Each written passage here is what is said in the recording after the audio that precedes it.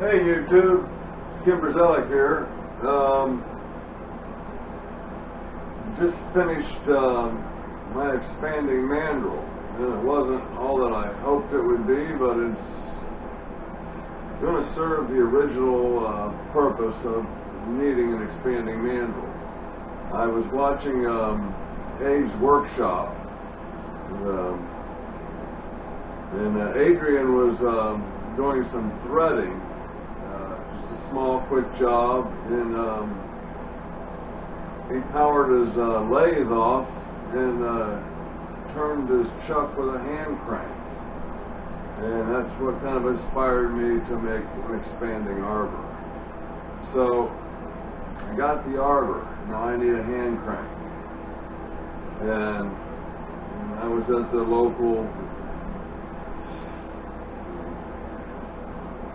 home and farm shop, store, and just kind of looking around at farm equipment.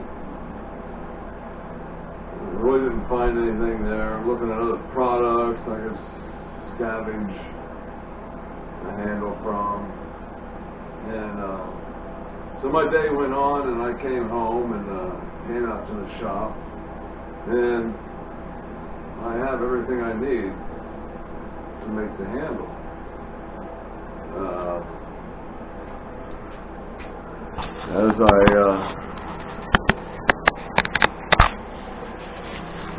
As I'm standing here looking at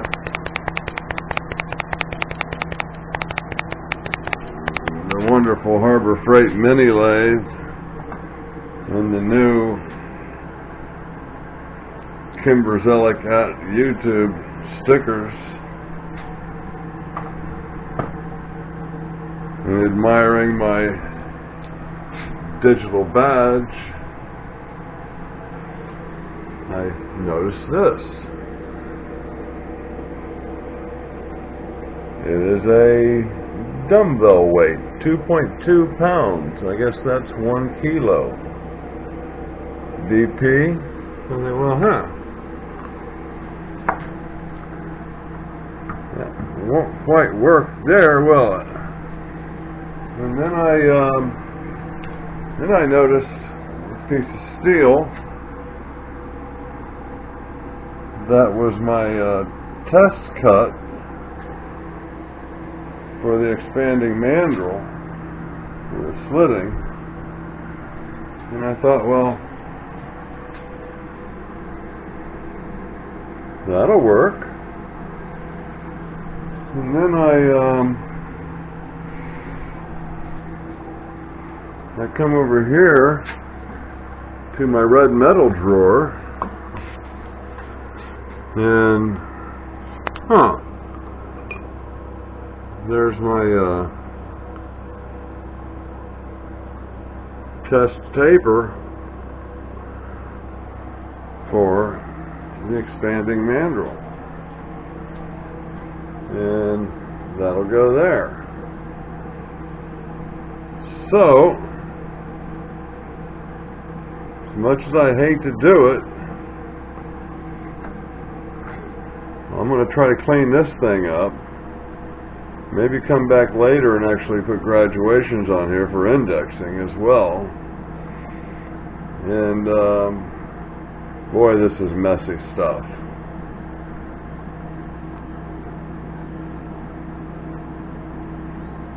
So with that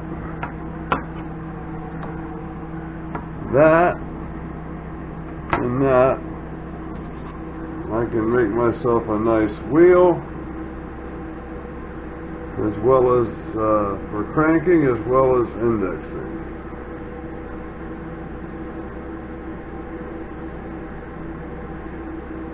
So I'm not going to tell you what. Let's just get the 1 kilo weight mounted on the lathe and see how that's going to look. Okay, I'm going to learn to keep my fingers out of your way.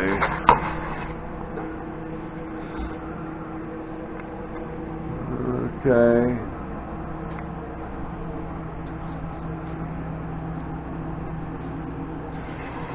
That looks like a pretty good view.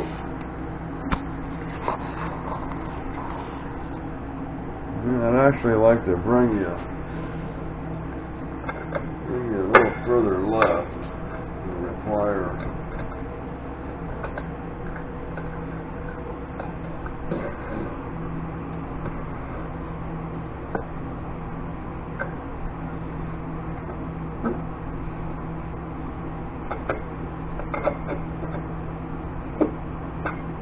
this stuff is messy, man. I don't know if all cast iron is like this, but this cast iron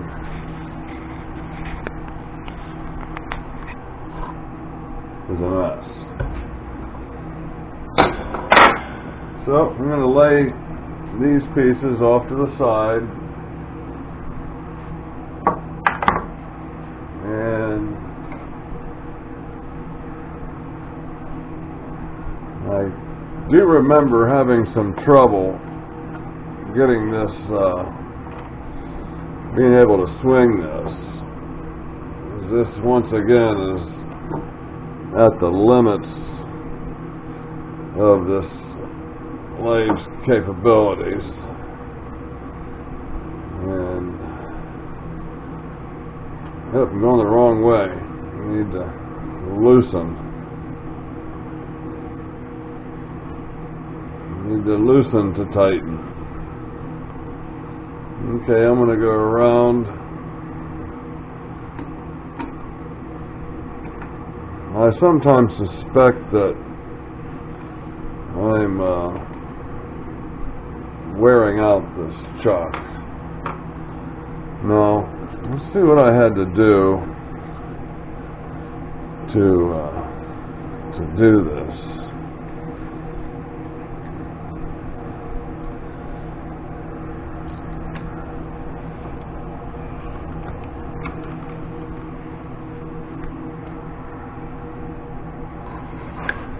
Okay, let's get you.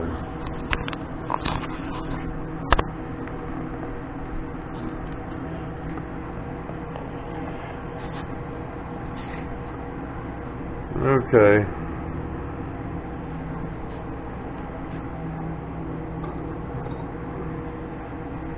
You can see my cutter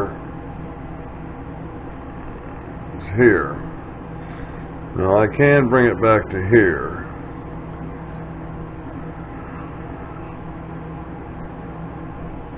I need to be out here. So I believe what I did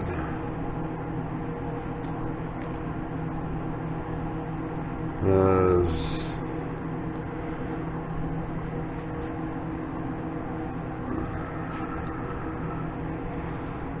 something like this.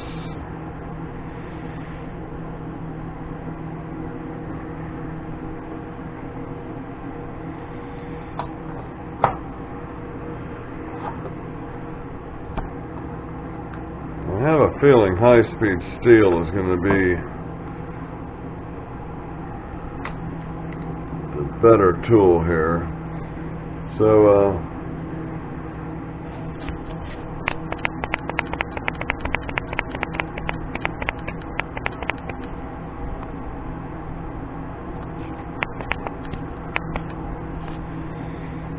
I actually think that might do it.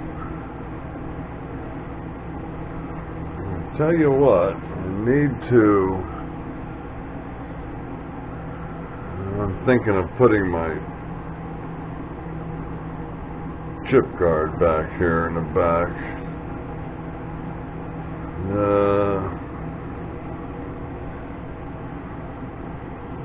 The arm that's holding the camera has the chip guard clamped. We can get it out of there.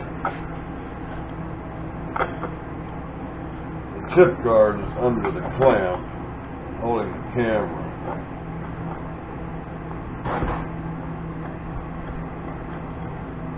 Bear with me. There we go.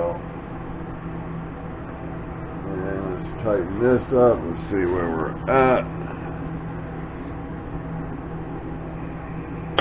Nowhere near the picture. There we go.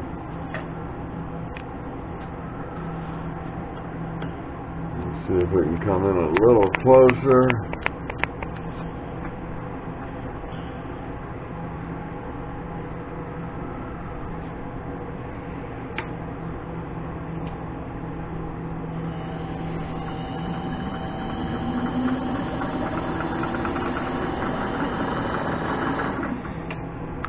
Be able to clear. I'm going to be able to make that.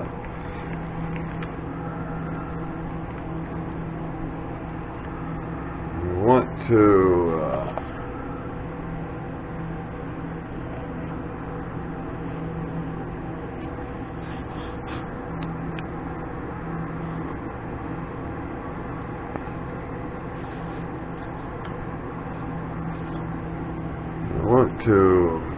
work on. Boy, that's loose.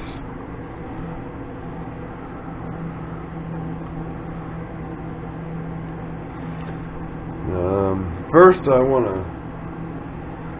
to check my height.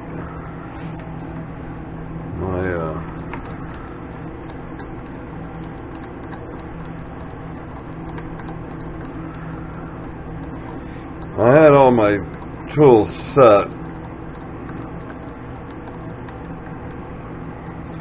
Height when I was using my tool post mounted to this, the compound taken off. So I need to go back and readjust my tool heights. So I got this slug here. Looks like I'm a little low.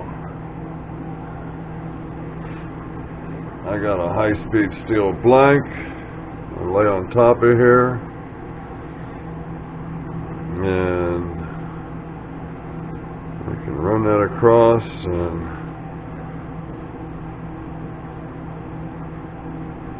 yeah, how low am I?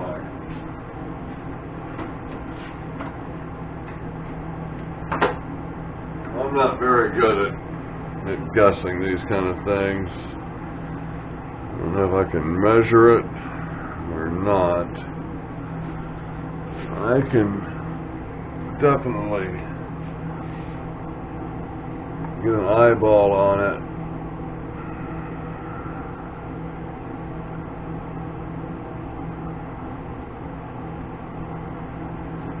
And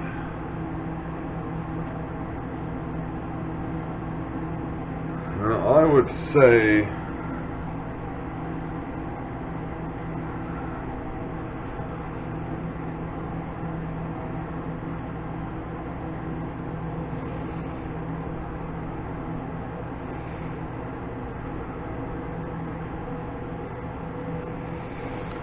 just by eyeballing it and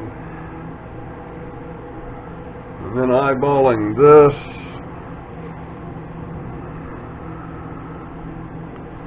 I would say I'm about 30,000ths of an inch low.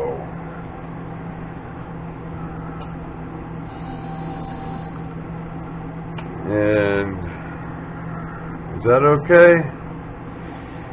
I'm not sure. I think low is okay if you're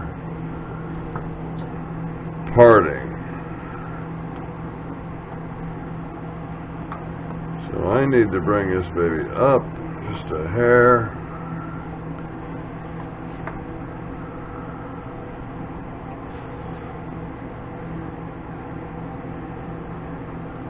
Swing this out to the actual cutting tip. That's perfect.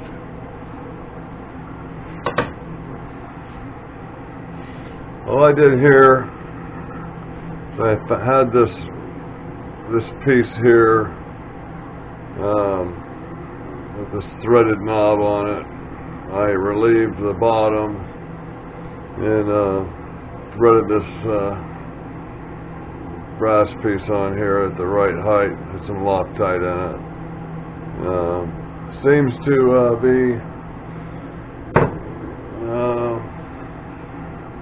seems to work. Probably not. Well, who cares? So I want to work on this tool just briefly.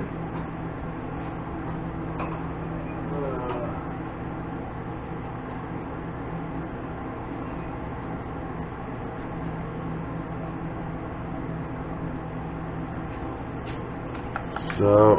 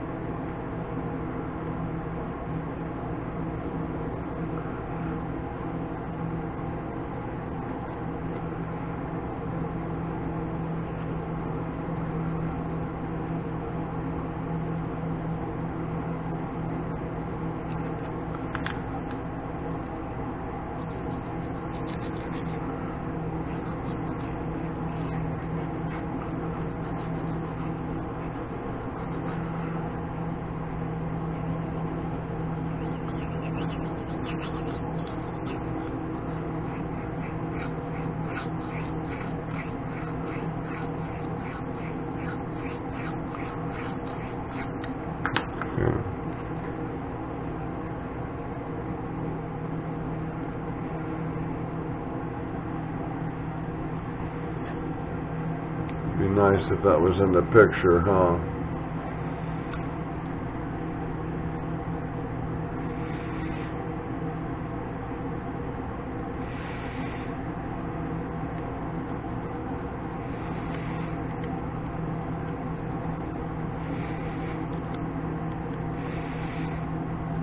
This is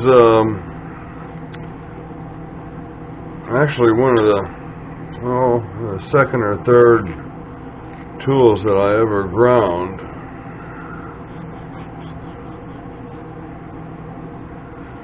And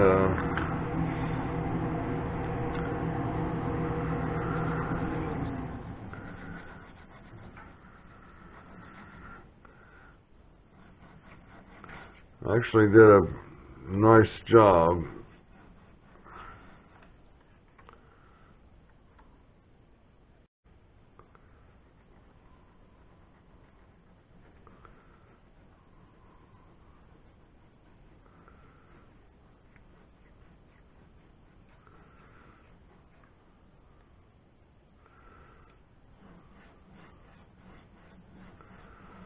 Okay, I'm kind of just learning how to do all this, so you can feel free to chime in with your advice. And I'll show you my my power feeds in the house. I was working on the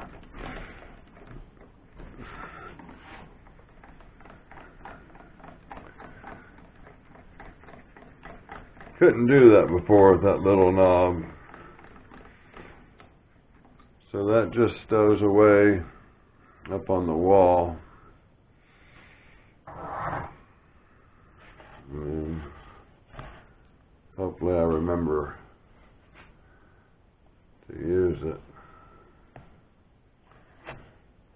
Okay, let's see how we're going to go here.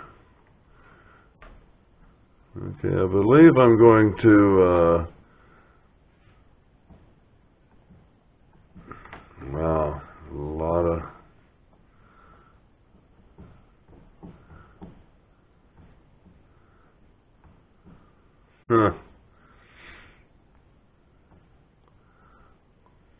in play backlash.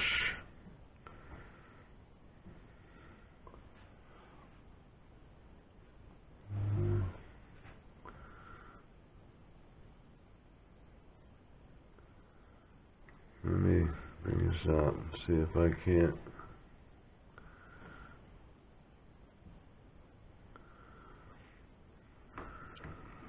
get the backlash going this other direction, maybe.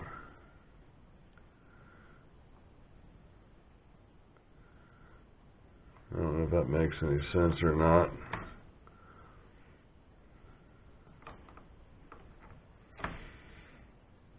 Kind of going out this direction and then bringing it back. Thinking that the forces of cutting is going to keep it coming back and taking that backlash out of play. I don't have to do that every time who knows. Okay, we're cast iron, high-speed steel. I imagine, you know, pretty slow speed will be appropriate for this. So I'm thinking 500 might be tops. So I don't know, you tell me. I'm going to try 500 RPM. I'm going to lock the carriage.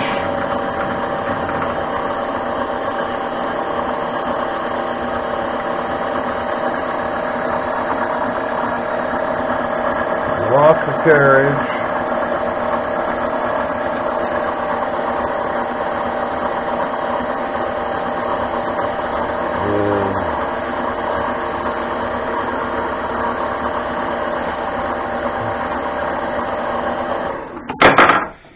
Okay, here's another thing I need to adjust, okay? Let me back this thing off.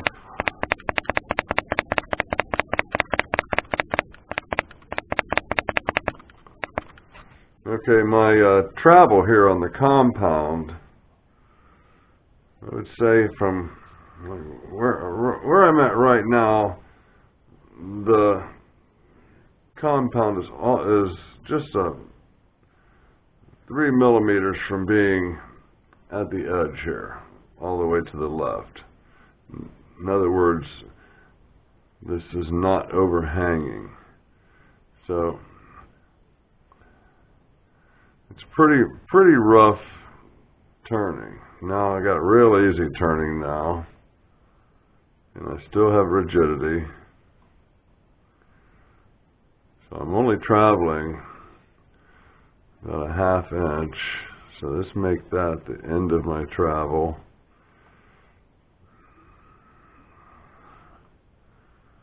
Unlock this.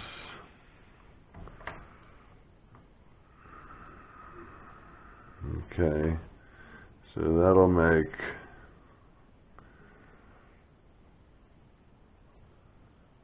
this the beginning of my travel. And I got some, okay, let's compromise a little bit.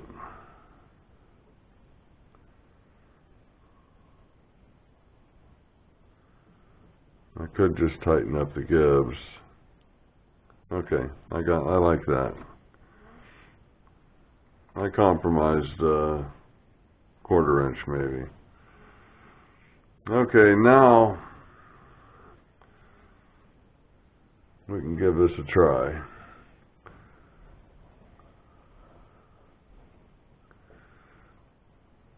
If we get too much chatter, I'll go ahead and tighten those gibs up a little bit. So here we are off to 500 RPMs. We're liking and subscribing. Boy, this stuff is just a mess.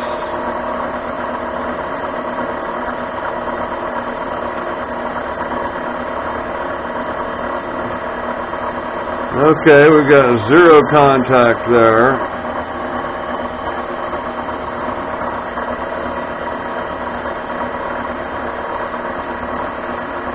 I just want to find a place. Just want to touch off, and then we're going to set our poor man's DRO.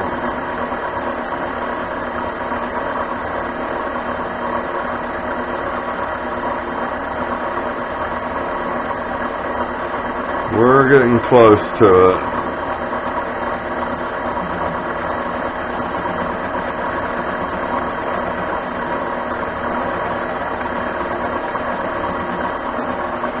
Okay, we're going to turn this on.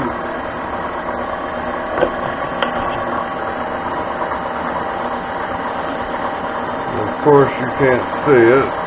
Now, you just take my word for it. So I'm going to set that.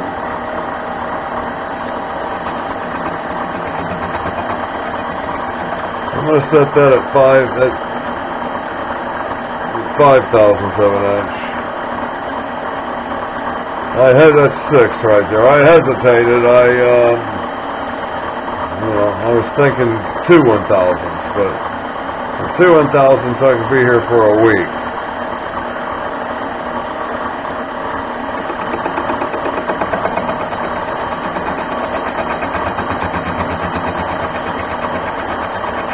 Might be here at a week with 5,000.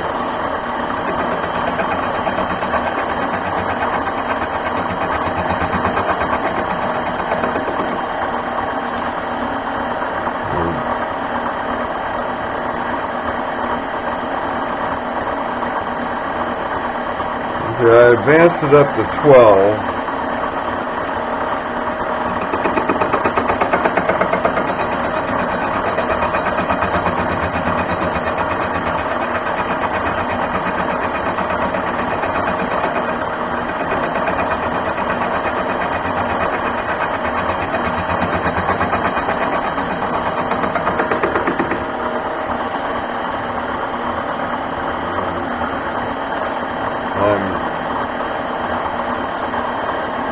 I'm really not cutting anything. I don't have a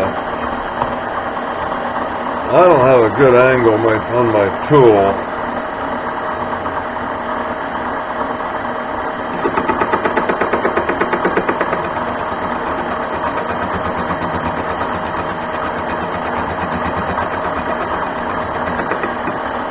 Okay, let me come back and I'm gonna work out a different tool for this. Okay, we're back. Back on the 25th of July. Oh, you can see the setup good there. A young 18-year-old man and his grandfather went on a trip down into the forests of Georgia in remote locations in the hopes of very reluctant to reveal small little hunting escapade. and embarrassed to tell you that and the two were wanting to look into old areas of which do not usually have a lot of human activity. I have a new angle here. When I was running this thing through, I heard it cutting, and I was actually cutting into my compound. Yeah. It was the part that swivels. So. Suddenly, he describes that where's Whitey at? Come here, Whitey. And come on, baby. You come in here. 150 yards. My white cat. Reluctant to come in. I have a little opening for him. However, he is right to the left of the bottom of the propane tank. I have an opening there. He can get through. He is, when it gets dark, he goes outside. Here he comes. Hi, Whitey. Hi, buddy. Come here. Come here. Hey. Come here, yeah, good boy. He's such a good big brother. He's such a good boy. He walks with the dogs and rubs on. Come here, Whitey. Come on. He walks with the dogs, rubs on them. We have a new kitten. He plays with the new kitten. It took a while for that to happen. He's a good boy. Come on. Okay. The Voynich manuscript is one of the most elusive and famous pieces of literature. Okay, here we go. We're going to, I kind of got this zeroed out, I think. I'm going to dial in 5 thousandths of an inch. I'm going to use the carriage. Don't forget about the compound. The manuscript was brought to popular attention. You know what? I need to tighten the compound up if that's the case. So I was turning the compound to advance. Now this time, 30 manuscripts I'm going to use the carriage. So I'm going to wind the compound up and were selling parts of their where it tightens up, and it gives me some rigidity. Voynich was perplexed by the strange yet fascinating book and spent the next several years in search And of that scholars, cryptographers, changed and codebreakers my, who could potentially decipher the manuscript. Where are you going, huh? Voynich himself If I can get that cat used to this noise, the origins of the book. he might be a regular fixture out here. So I'm going to make sure all this is good and tight. First couple rounds, this is, my tool post a little loose, my tool itself a little loose. Then I noticed my insert was shaking in there, and it was a little loose. So everything's tightened up, compound's tightened up. I still got this end play here, but I think with the cutting forces, that'll be non-factor maybe. I'm really not, I really don't know what I'm talking about, do I? So here's 5,000. We got an insert in here, so inserts, from what I understand, inserts like high speed, so we're going to run this up at least 600. I'm also going to hold this piece of cardboard some point during speculated around 1586, Rudolph was in front of, between me and the cutting tool to 300 and 600 gold ducats. The former most likely. Block that dust from blowing all over me. It's a pretty nice postcard, actually.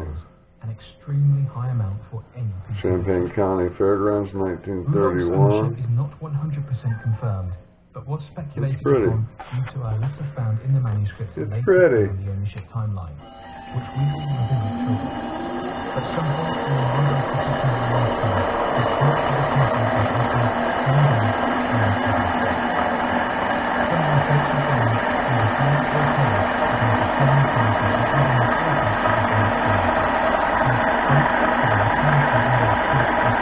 of the Royal Church. 660 RPM.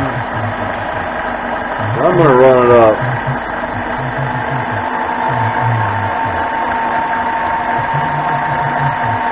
There's 730. Hold on.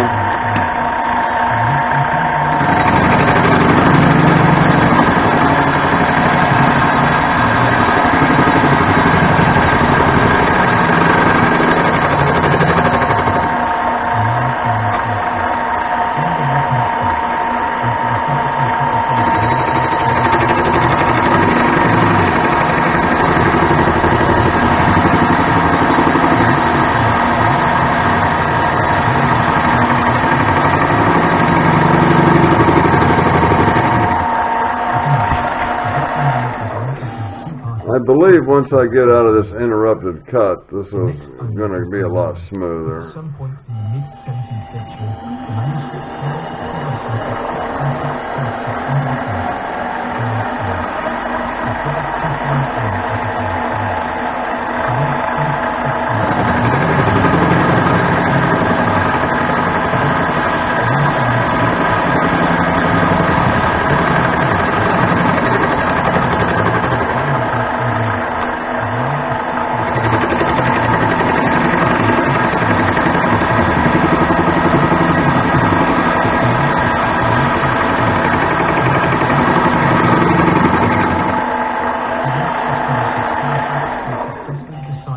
I got a novel idea.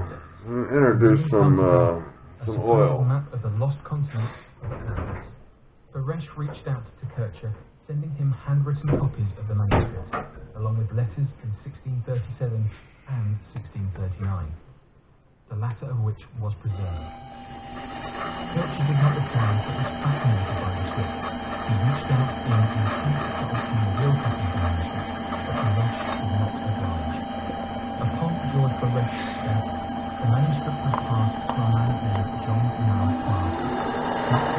His last couple cuts were just spring passes.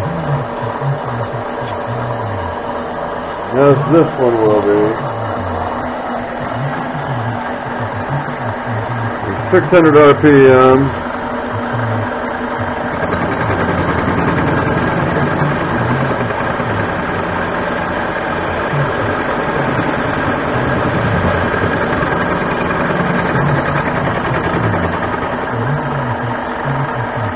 Sorry about that. I'm covering up your view.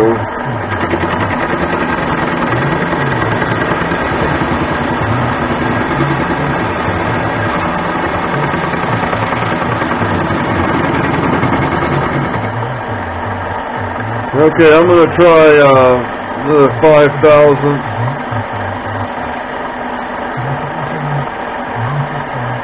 I almost think that's too much, but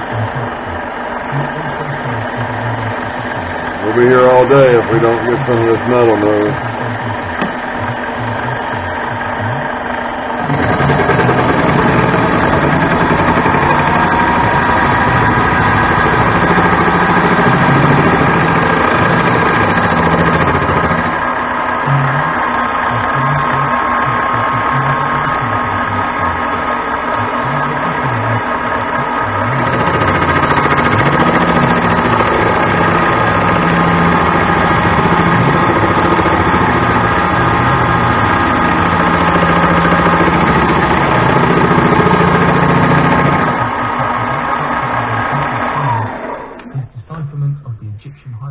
Okay, let's take a look at that.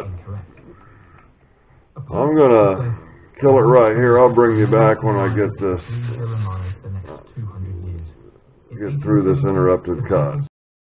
These antigens and of the cause, the blood types themselves, okay. no real purpose. I tried probably at least four different tools. I finally came back to the carbide. It has found rather that certain bacteria can mimic blood antigens, making them harder to detect from white blood cells and the body's natural immunity. I was taking up to 40,000, but I had to make 4 or 5 spring passes to get it back down. Are more vulnerable to smallpox. So what I'm doing now, I'm doing 10 thousandths. I'm going to do a spring pass back from left to right, and then back right to left, left to right. So 3 spring passes, and then 10 more thousandths of an inch. Then why do they still exist? So here we go. Why did they ever exist in the first place? Scientists struggle to understand. And we're going around 500 RPM. But it is safe to assume that understanding blood types can lead to more discoveries and reshaping.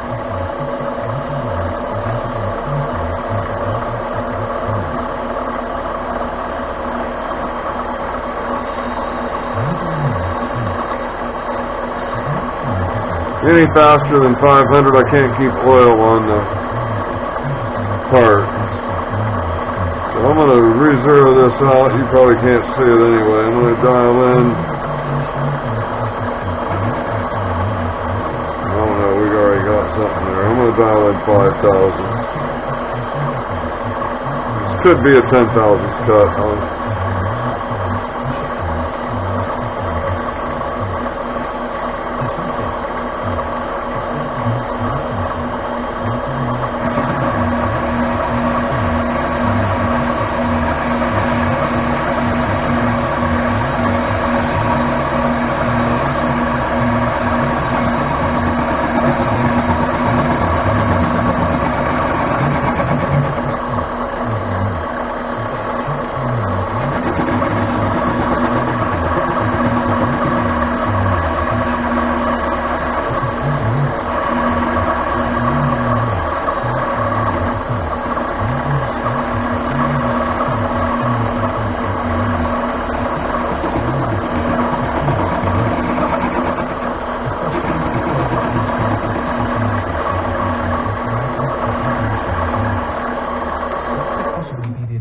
Okay, so that's where we're going. I'm going to bring it in 5 more thousandths.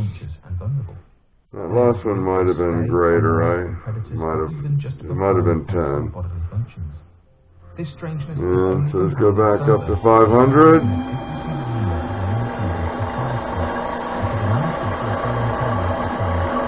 There's 450.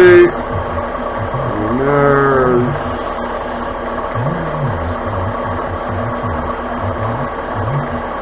500.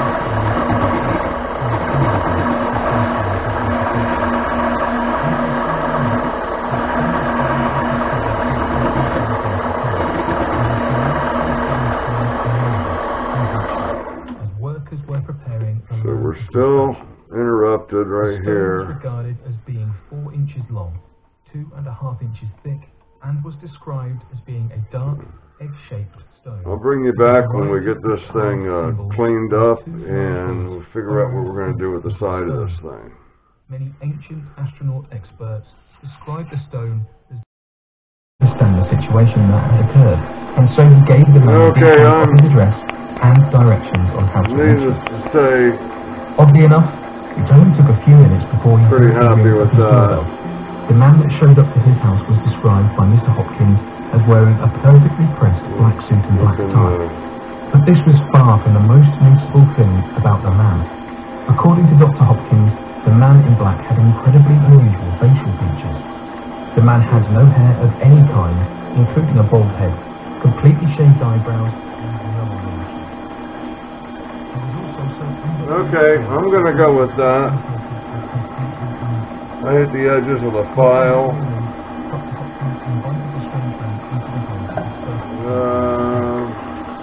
See if I can pull this thing out of here.